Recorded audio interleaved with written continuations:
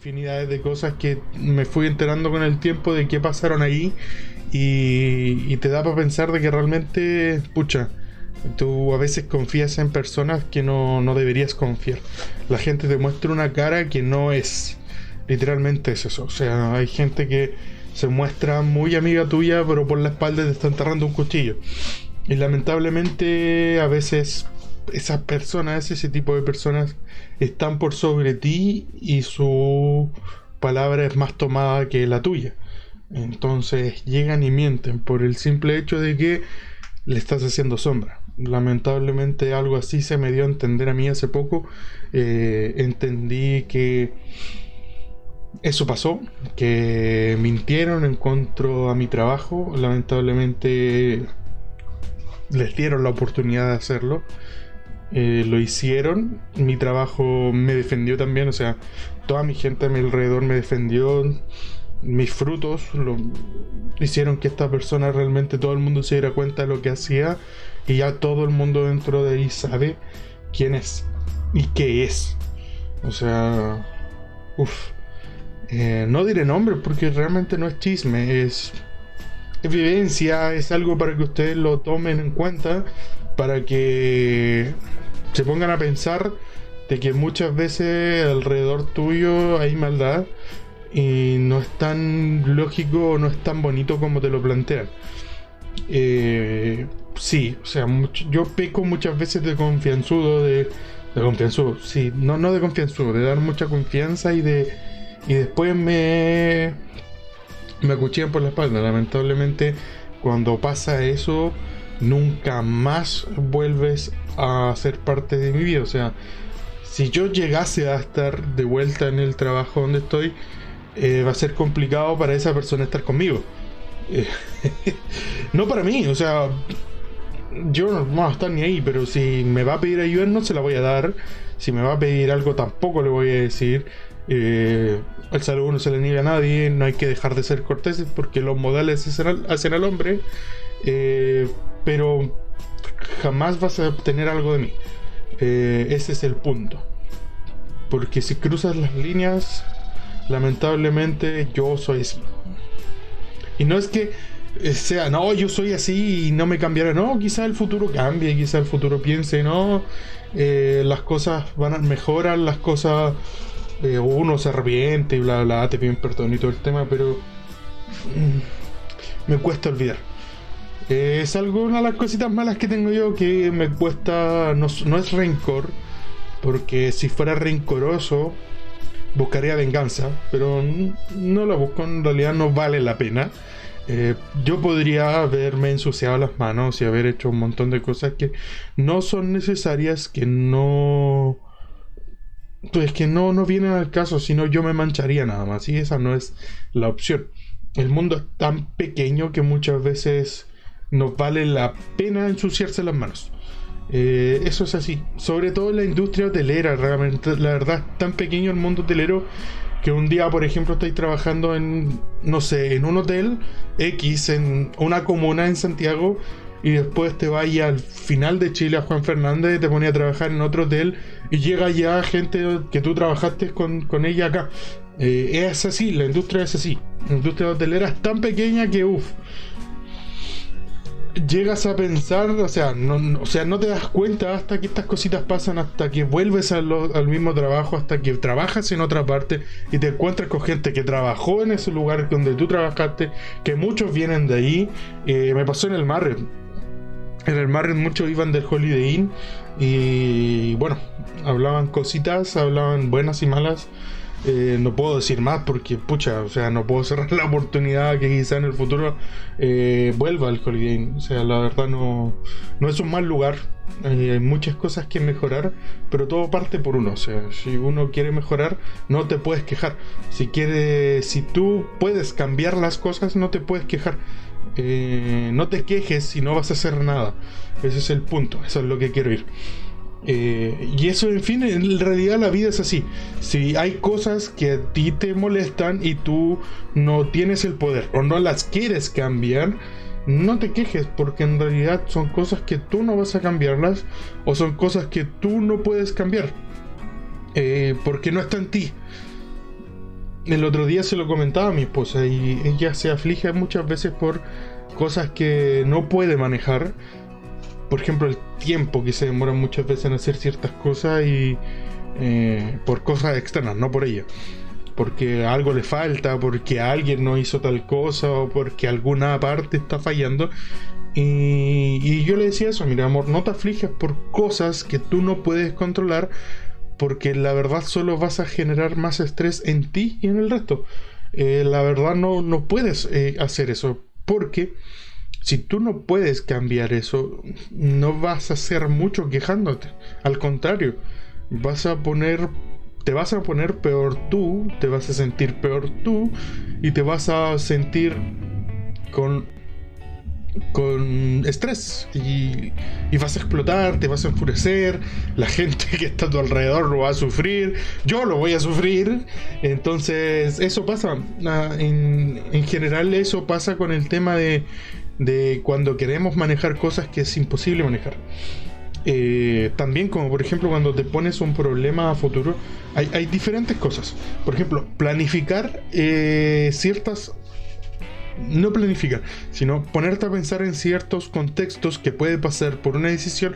Está bien ser precavido. Por ejemplo, pensar, voy a bajarme un poquito más atrás, me está doliendo la espalda. Ahí, voy a echarme un poquito así.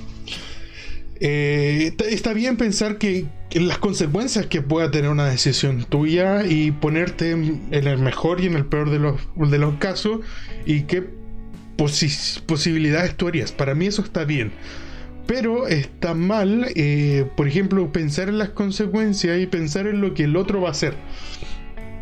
Porque si eso no pasa y tú tienes solo un plan establecido para eso, te vas a estresar. Es como tratar de jugar ajedrez y tratar de ir 20 jugadas adelante y tu contrincante haga una diferente a la que tú tenías pensado. Es literalmente estresarte y dar por terminada la batalla, o sea, dar por terminada la partida. Tienes que pensar mucho en ello, o sea, hay cosas que no puedes manejar y literalmente nunca vas a poder hacerlo. Por ejemplo, un ejemplo mismo, el tráfico diario. Tú lo único que podrías manejar es la hora que sales. Si tú sabes que a las 7 de la tarde o a las 7 de la mañana ya hay un tráfico enorme, sal media hora antes para poder llegar con tranquilidad a los lugares que tengas que llegar. Pero si sales a las 7, no te quejes de que hay tráfico, porque tú sabías que había tráfico y lamentablemente el tráfico no lo controlas. Tú no lo controlas, entonces tú no vas a saber cuánto tiempo vas a estar ahí. A veces puede ser fluido, a veces no tanto, y otras veces será imposible avanzar. Pero ese es el punto, o sea, si tú saliste a la hora donde todo el mundo sale, obviamente te vas a encontrar con todo el mundo. Ese es el punto. Y la verdad, lo único que haces en ese momento es estresarte, ponerte mal, afligir al resto, afligirte tú, poner estrés sobre los demás, porque por ejemplo eso pasa, o sea, por ejemplo, ¿alguna vez se han puesto en un tráfico a poner bocinazos? Les voy a poner esto, yo lo he hecho el ejercicio. Íbamos desde Talca a Constitución en el auto junto a mi esposa y hubo un accidente de tráfico, pero no sabíamos que hubo un accidente de tráfico en ese momento, o sea, no teníamos ni idea. Había alrededor de 2 kilómetros de autos parados, camiones parados, o sea, literalmente eran 2 kilómetros desde el punto donde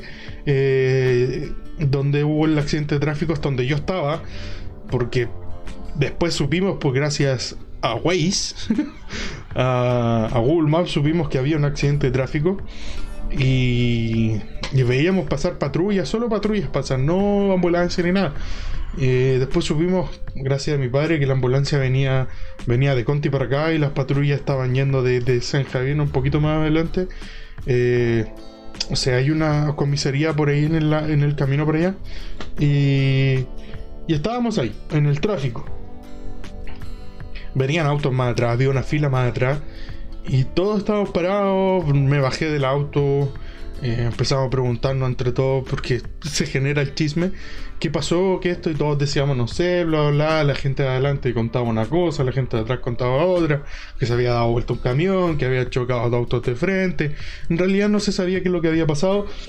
Y el punto en que yo dije, ya voy a entretener aquí, a ver qué pasa. ¿Qué sucede si yo toco la bocina? Adelante mío había un camión, atrás mío había una camioneta grande y más atrás había otro camión. Y yo lo único que hice fue... Y no fue o sea, no fue por apurar el tráfico, sino fue, ¿qué pasaría si alguien enciende esta mecha? Y empezó el camión. Y empezó el de más atrás.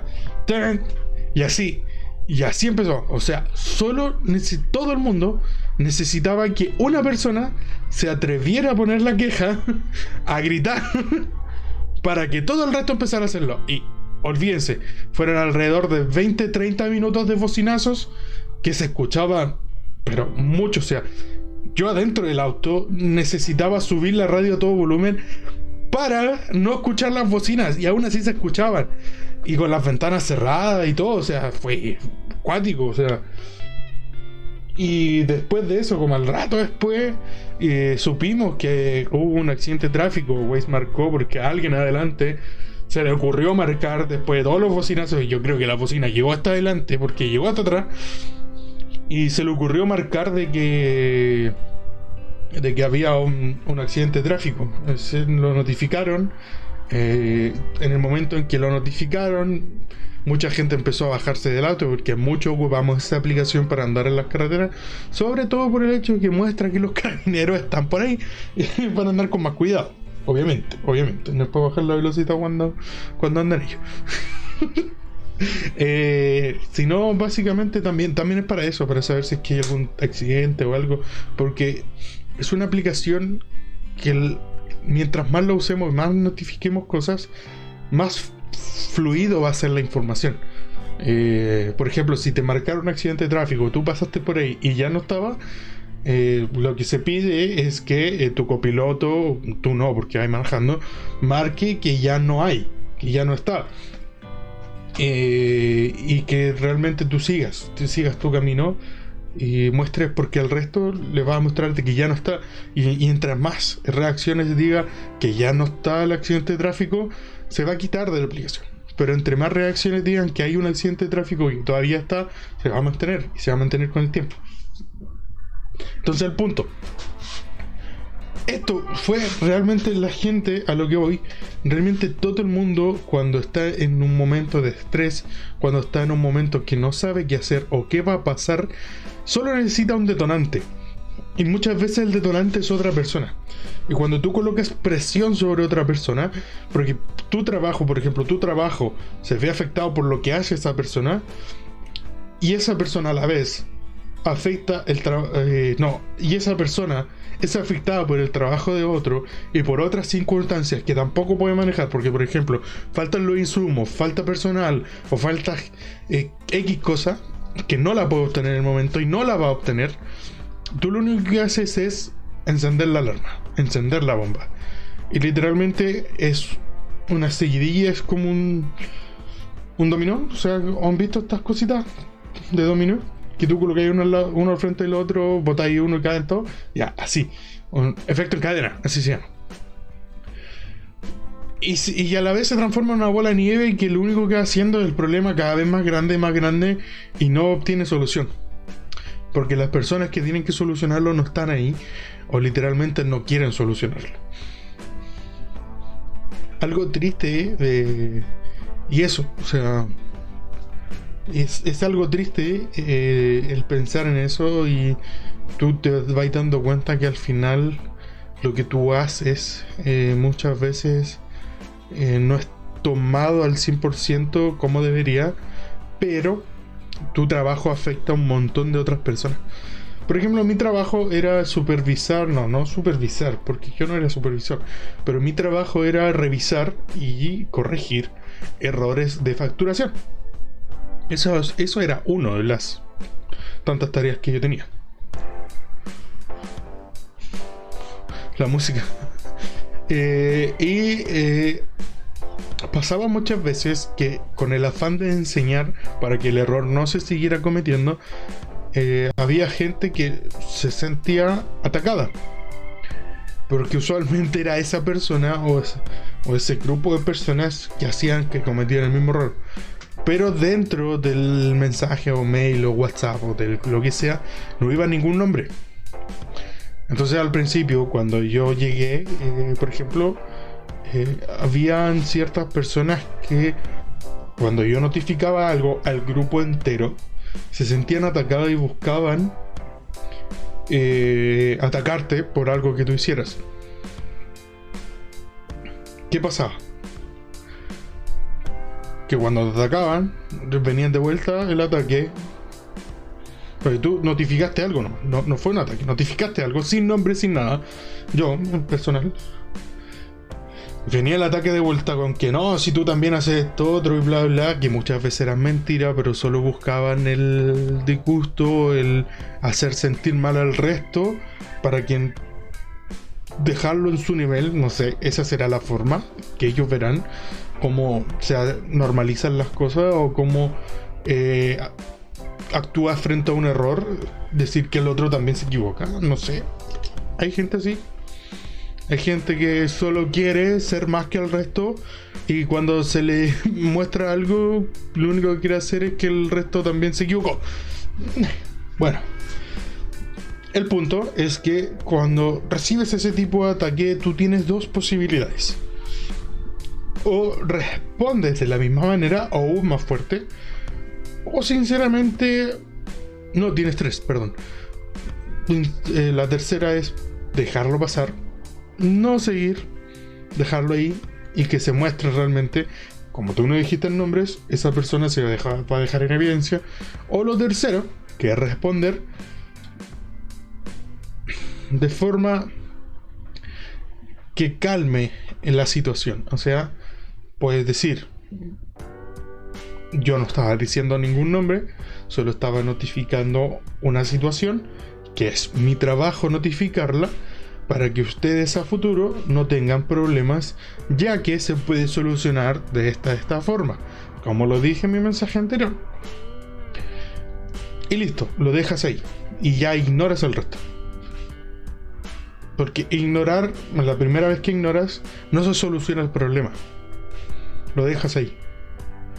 Pero tú al responder de esta forma, al responder tranquilo, calmando la situación, manejando tú la situación, no el resto, tú tienes el poder, tú vas a poder mostrar que estás en otro nivel, tanto de educación, de cordialidad, de que no buscas un mal ambiente en el equipo, tampoco estás tapando un error a una persona, porque esa persona se dejó en evidencia, pero tú no eres, por ejemplo, yo en ese momento no era quien para decir que tal persona se equivocó, porque no era mi tarea. Para eso está el supervisor, para eso está el jefe. Si yo notifico una situación, ellos tienen que investigar quién fue. Ellos tienen que preguntarme a mí. Yo no voy a ir a ellos a decirle: oye, tal se equivocó. No. ¿Por qué? Porque eso sería desleal. Hay ciertas situaciones que tú tienes que dar por nombre, escrito por nombre y apellido, tanto hizo esto. Hay ciertas situaciones que sí lo ameritan, pero cosas básicas, cosas simples que muchas veces puedes decir: no, es que realmente no lo sabe hacer o no le enseñaron cómo hacerlo, no vale la pena, porque en general cosas operacionales que no afecta en gran magnitud y que la pudiste solucionar en el minuto no es necesario. En cuanto, no, pero si pasaron, por ejemplo, cosas que hicieron, por ejemplo, que un cliente te gritara a ti por algo que otro no hizo o que hizo, sí, ahí tiene que ir el nombre de quién lo hizo, porque literalmente tú te viste afectado por una situación que otro cometió. Entonces esa situación, y se daban siempre, se daban muchas veces, o sea, esas personas entendieron de que no era un ataque hacia ellos, entendieron de que mi trabajo era revisar lo que ellos hacían, se dejaron de actuar de esa forma y empezaron a consultar, a preguntar cómo podían mejorar.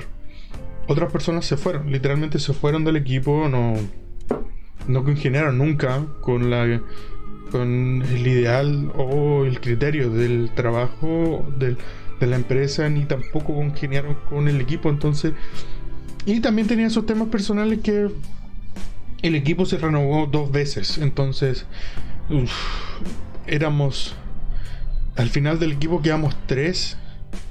Cuando yo llegué, yo me transformé, o sea, yo tenía 5 meses y ya era uno de los más viejos. O sea, imagínense. Y así, o sea, y después se fueron dando más cosas, te empezaste a dar cuenta de otras cosas, y al final, bueno, yo mismo soy analítico y veo que ciertas cosas pasan, y me esperaba esto de mi despido, pero no esperaba que fuera así. No esperaba que alguien por detrás dijera ciertas cosas que no eran necesarias, o sea, se iban a decidir por mí igual. Porque si había que sacar a alguien era el que más ganaba. Entonces era obvio, si tenían que cortar a alguien, me iban a cortar a mí. Era obvio. Pero no había necesidad de echarle leña al fuego. Al final lo único que pasa cuando haces eso, te dejas mal tú. O sea, todo el mundo se enteró. Y ni siquiera yo fui el que dijo, oye, ¿sabes que tal persona hizo tal? No, de hecho, para nada. A mí me llegaron diciendo esas cosas. Yo literalmente me entero de todo. Todo lo que pasa a mi alrededor me entero. Tengo muy buenas fuentes. No es que sea yo el que pregunta, sino la gente viene a preguntarme a mí. Porque la verdad, tengo eso, lamentablemente, no sé por qué, pero tengo eso de que la gente confía en mí. Porque soy muy abierto, porque soy muy directo como digo las cosas, porque no me molesta lo que van a decir de mí, lo que vas, si, no sé, no, o sea, no, yo no, ¿cómo decirlo? Yo digo las cosas como las pienso, las suelto nomás. No las adorno, no las digo, y si algo fuerte la voy a decir, no lo voy a anestesiar, no voy a decir nada. O sea, no voy a ponerle cositas para adornar y que tú te sientas mal. No, te sientas mejor. No, te las voy a decir así y directo. A veces eso molesta a un montón de gente y otras prefieren que uno lo hable así.